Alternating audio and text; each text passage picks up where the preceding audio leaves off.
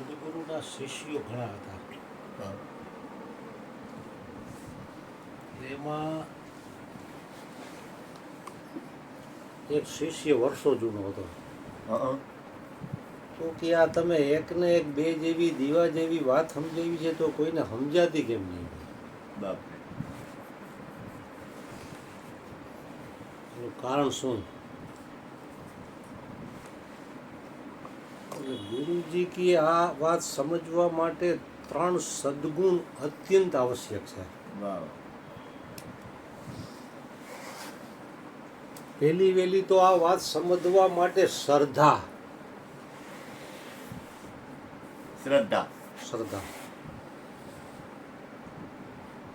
ગીતામાં પણ એક શ્લોકમાં કીધું શ્રદ્ધાવાનમ લભતે જ્ઞાનમ તત્પરઃ સંયતે ઇન્દ્રિય જ્ઞાનમ લબ્ધવા પરામ શાંતિ મચે રેણાધિગચ્છતે.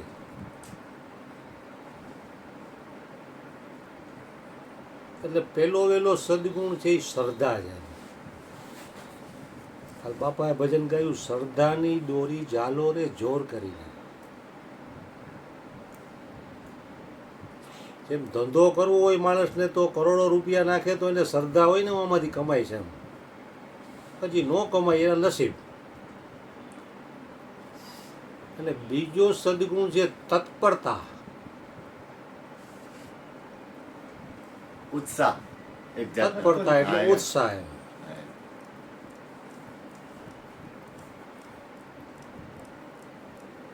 ઉત્સાહ હોય તો પોતાના કલ્યાણની વાતમાં એકાગ્ર થઈને સાંભળતો હોય.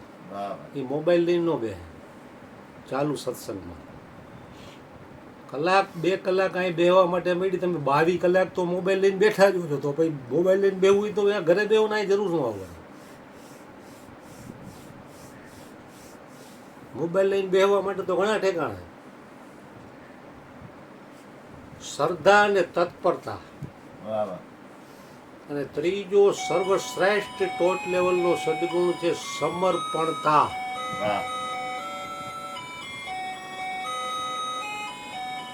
શ્રદ્ધા ઘણામાં હોય. મારે તો હું ઘણા વર્ષોથી જાઉં, શ્રદ્ધા વગર રોજ જતો હોય. શ્રદ્ધા હોય પાછી તત્પરતા પણ હોય. તત્પરતા હોય પણ એમાં સમર્પણતા ન હોય તો પણ કામ ન બને. આપણે કીધું ને કે જ્યોતિમાં સંપૂર્ણ તમે જે વાત કરી એના ઉપરથી જ આ વાત મને યાદ આવી કે આયાકડે ગુરુ પ્રત્યે સમર્પણ ભાવ, એટલો સમર્પણ ભાવ. એમ પાયામાં સમર્પણ ભાવ અને સંસ્કાર પડેલા છે. પાયામાં સમર્પણ ભાવ અને સંસ્કાર. અને બીજું, આ તો અત્યારે ગુરુની ઘણી કૃપા છે. પણ જ્યારે કાંઈ નહોતું ત્યારે અહીંયા વિઠ્ઠલ બાપા કહેતા 5 સાધુ આવે રાંધી નાખજો. ઘરમાં દાણો ન હોય તોય. હા, તો એ ત્યાગ વગર તો શક્ય નથી. પણ વિચાર તો કરો, કૃષ્ણ જાતા ને તો ભૂપેનભાઈ 50 કે 100 રૂપિયા હાંજે કૃષ્ણને આપે. 20 રૂપિયા, ખાલી 20 રૂપિયા. એ 20 રૂપિયામાં ઘર હલાવવાનું. 20 રૂપિયામાં ઘર હલાવવાનું, સાધુ બાઓને જમાડવાના, તો એ કેવી રીતે હાલતું હોય? 35 રૂપિયા વકરો થાય એમાંથી 20 દેવાના, 15-20 થાય એમાંથી માલ લેવાનો. કારણ કે આ વખત નો એવું કરવું થાય તો પૈસાની કિંમત. એટલે કહેવાનો મતલબ શું છે કે એમાં ઘર હાલતું, 20 રૂપિયામાં ઘર હાલતું. સાર કહેવાનું એ છે. અત્યારે એક ચા પી તો 20 રૂપિયા થાય. ચા 20 રૂપિયાની, એમાં ઘર હાલતું. તમે તો તમને ખબર હોય ને આ ઘરની તો બધી તમને, કારણ કે કરિયાણાની બધી ખબર પડી જાય. એવું નહીં, ટૂંકમાં એમ ને કાંઈ ઘટે જ નહીં, કોઈ દી નો ઘટે. કારણ કે સાચી નીતિ સાચી હોય ને એટલે તમારી નીતિ સાચી જ હોય. એ કે જે તમે લઈ આવશો એમાં રોડી દઈશ, એમાં રોડી દઈશ. શ્રદ્ધા ઘણા શિષ્યોમાં હોય છે અને તત્પરતા પણ હોય છે, પણ સમર્પણતા બહુ ઓછા શિષ્યોમાં હોય છે. અહીંયા ઘણા શિષ્યો આવે છે, કેટલાય, પણ સમર્પણતા નથી. બીજે ક્યાંક ઊંચા મહિલો સત્સંગ હોય તો આપણે હાલે જરાક જઈને હું પોતે જતો કે અપૂર્વ મુનિ આવ્યા છે તો માનવ ઉત્કર્ષ ઉત્થાનમાં હું કે જરાક જોયા આપણે આપણા કરતા ઊંચી વાત નથી ને. એટલે એકમાં અનન્ય નિષ્ઠા થવી ને એ તો અનંત જન્મોની કમાઈ હોય તો થઈ શકે. અને અનન્ય નિષ્ઠા જે જે મહાપુરુષોને થઈ છે એના તો આપણે ગુણગાન ગાઈ છે ભેગા મળીને. કારણ કે શક્તિ હરેક મનુષ્યોમાં છુપાયેલી છે, પણ એ વિખેરાઈ ગયેલી છે, અનેક જગ્યાએ ડિવાઈડ થઈ ગયેલી છે. એકમાં જ જો એ શક્તિ લગાડે તો એનો બેડો પાર થઈ જાય, કલ્યાણ થઈ જાય એનું. જેમ સૂર્યની શક્તિ બિલોડી કાચ દ્વારા એકાગ્ર કરો તો એ કાગળમાં કાણું પાડી દે.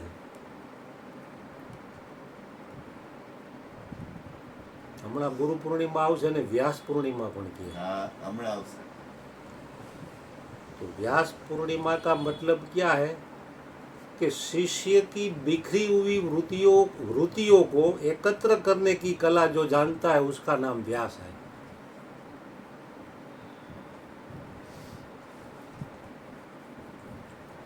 પણ જ્યાં સુધી નક્કી ન હોય ત્યાં સુધી માણસ ક્યાંક ને ક્યાંક જાતો જાય. પણ જ્યારે એને એમ કહ્યો કે હવે આપણે ઘણા એવા જોઈ છે કે હાલો વર્ષો પહેલાં રામનાથ જાતો હોય, એલો રામનાથ આપણો ભગવાનજી પાસે ઉપદેશ લીધો અને વર્ષો થઈ ગયા તો હજી રામનાથ તો જાય છે. ભગવાનજીભાઈ પાસે પહેલાં જાતો હોય, ભગવાનજીભાઈ તને શરીરથી નથી, બરોબર છે, પણ એને કોઈ એમ કે તું અહીં જવાનું મૂકી દે તો એ ન મૂકે. પણ એને જ્યારે એની શ્રદ્ધા, તત્પરતા અને સમર્પણ ભાવ આવી જાય ને પછી એને કેવું ન પડે તું મૂકી દે, મુકાઈ જાય.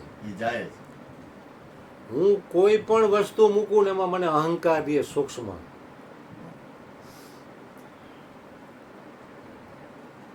વર્ષો પહેલા હું જુગાર રમતો તો મારે મૂકવું નથી પડ્યું, મુકાઈ ગયું. ફાકી તમે મૂકો અને મુકાઈ જાય એમાં જમીન આસમાનનો ફેર. એટલે એક વસ્તુ મૂકો છો ને એમાં અહમ રહે છે, એક વસ્તુ મુકાઈ જાય છે એમાં અહમ નો રહે, છૂટી જાય છોડવું ન પડે, છૂટી જાય. એમાં તમને યાદી પણ નો રહે કે મેં આ વસ્તુ મૂકી દીધી, અભિમાન ન આવે, કરતા પણ ન આવે. બોલું તો શું થાય, મેં અહમને છોડ્યો છે પણ આ લોકોમાં અહમ છે એવો પાછો અહમ આવે. મોરારી બાપુ કહે કે અહમ એટલો બધો સૂક્ષ્મ છે ને કે સ્થૂળ સૂક્ષ્મ કારણ અને મહાકારણ દેહની ઓલાદ છે. એ કે અભ્યાસે કરીને વૈરાગ્ય કરીને કોઈ અહમ ઉપર કબજો મેળવી લે તો પાછો એને હું એવો અહમ આવે કે મેં અહંકાર છોડેલો છે પણ આ લોકોને જે અહંકાર છે એવો અહમ આવે. એ સૂક્ષ્મતા છે, સૂક્ષ્મ અહમ એ ખબર ન પડે તમને. એટલે સમર્પણ ભાવ, અનન્ય ભાવથી શરણ થઈ જવું ને એ બહુ મોટી વાત છે.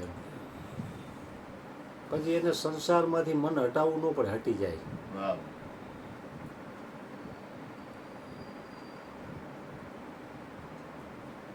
એટલે અર્જુન બાપાએ અરુણ બાપુને કીધું કે 2 માર્ગ છે, તમારે કયો માર્ગ લેવો?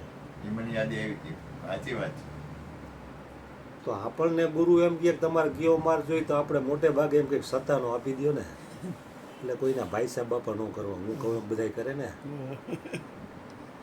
સત્તાનો માર્ગ જ આપણે મોટે ભાગે લઈએ. પણ એનામાં અનન્ય શરણાગતિ હતી એટલે એને ગુરુને કીધું કે તમે મારા માટે કયું છે એ કયો. તો ગુરુ છે એ તો દીર્ઘદ્રષ્ટા છે. શિષ્યનું કલ્યાણ શેમાં છુપાયેલું છે એ ગુરુથી વિશેષ કોઈને ખબર નથી. 5 વર્ષનું બાળક હોય એનું કલ્યાણ કેમાં છે એને ખબર હોય કે એના મા બાપને ખબર હોય. દિવાળી એને હોની નોટ આપો તો એટમ બોમ્બ લઈને આવે ને ફોડે તો દાજે તો ઉપાધિ કે ને.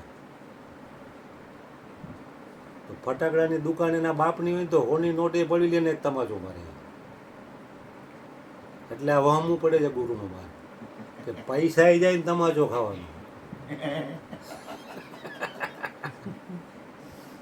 એટલે ગુરુએ જ એને કીધું કે તમારા માટે હું કઈ માર્ગે તમે રહી જાઓ તો કે હા, તો કે તમારા માટે શરણાગતિ છે એ શ્રેષ્ઠ છે.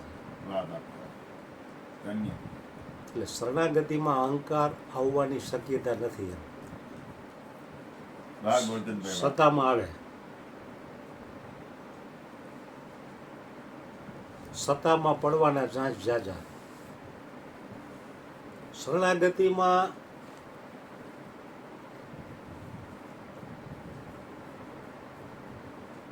जैसे कोई धनवान निसंतान सेठ किसी अनाथ बच्चे को गोद में ले लेते हैं तो समय पाकर वो सेठ की सारी संपत्ति का वो मालिक बन जाता है.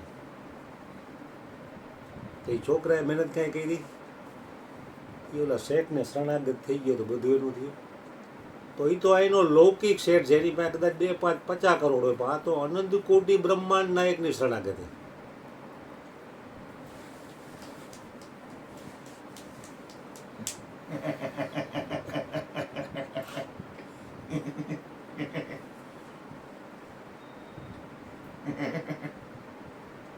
स्वामी राम सुखदासे પણ આની પર વાત કરેલી છે कि विभीषण अनन्य भाव से भगवान राम की शरण में गया.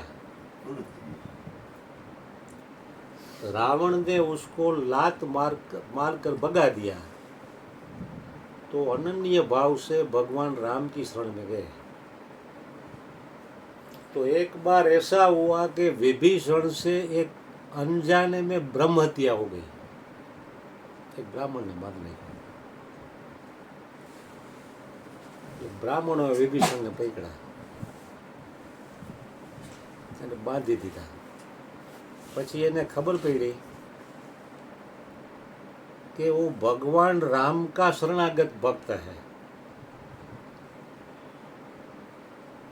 राम को भी पता चला कि विभीषण ने ब्रह्मत्या का पाप हो गया है अनजाने में, तो ब्राह्मण लोग ने उसको रस्सी से बांध कर रखा है.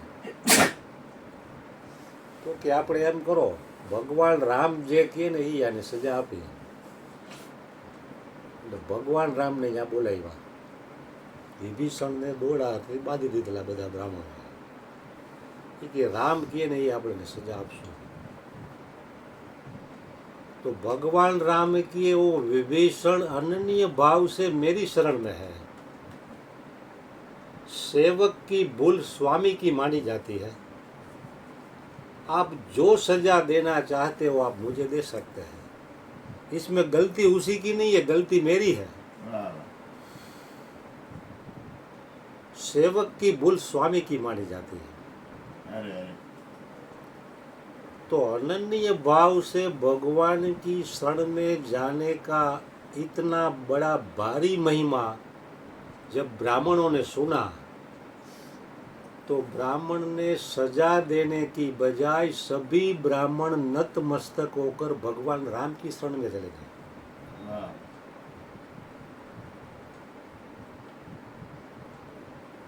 એટલે શરણાગતિ છે ને એ શ્રેષ્ઠ છે અને એ સમર્પણ ભાવ વગર આવે નહીં. ગમે એટલા વર્ષો થાય ને તો અંદર થોડો કોટો તો હોય સત્તાનો.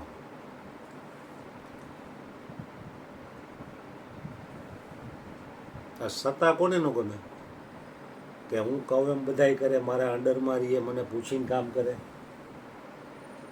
શરણાગતિમાં તો તમારો કોઈ ભાવે ન પૂછે, જેવું આવે એવું સહી લેવું. જગતમાં મારો રામ રાખે એમ રહેવું.